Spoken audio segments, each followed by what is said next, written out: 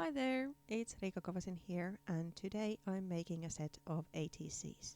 Like so often, I start with a single sheet of Fabriano cardstock and I'm cutting it in half because I don't need that big of a piece of paper to make the backgrounds. I'm first adding some acrylic paints to the background and then use a palette knife to spread them around, just giving me this colorful background. In this stage, I also need to apologize. The first bit of the video is quite crisp, but unfortunately, something happened to my camera while filming, and the end of the video is, well, off focus, let's be honest. So, sorry about that.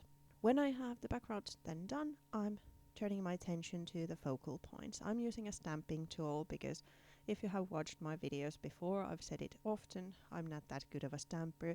So when I really want a crisp image of the lady, I need to use a stamping tool in order to get that nice crisp image if I need to go back to the same stamp. I'm using a black ink. Then I'm using the same piece of sheet to make the embellishments as well. So I'm adding a piece of double-sided adhesive sheet to the paper and add some printables on top. These are from KateCrafts and are birds. Then I choose another stamp from a PaperArtsy, this little clown hat or a parody hat, and stamp that a couple of times as well. When I then have the elements done, I cut the birds out and use these brush tip markers to color the images. Even though they are the same lady, I'm using different colors for her robes to make the set a little bit varying.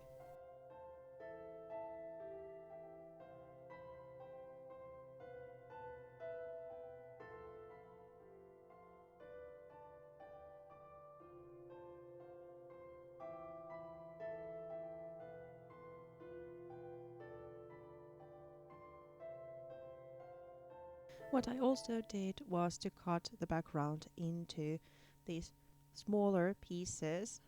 They are not ATC size but a little bit smaller because I'm then able to layer them on top of black cardstock, thus getting a nice frame to each card.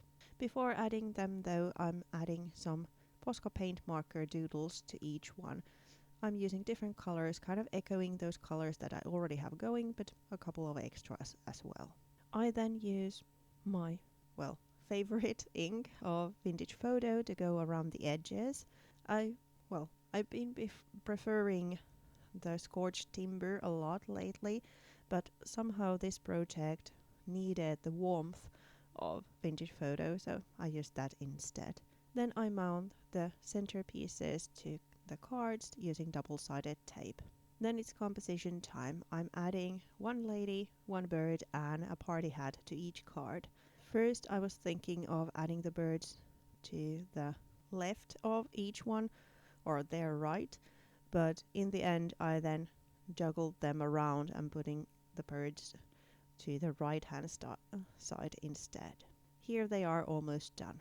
As a finishing touch, I add some words to each one, not text stickers this time, but instead I use the other stamp set I already had going there and stamp "It's a hat" thing to each one and then adhere those labels in. Here's the ready cards. Thank you so much for watching and sorry about that out of focus part. I hope I'll be seeing you within a week. Bye!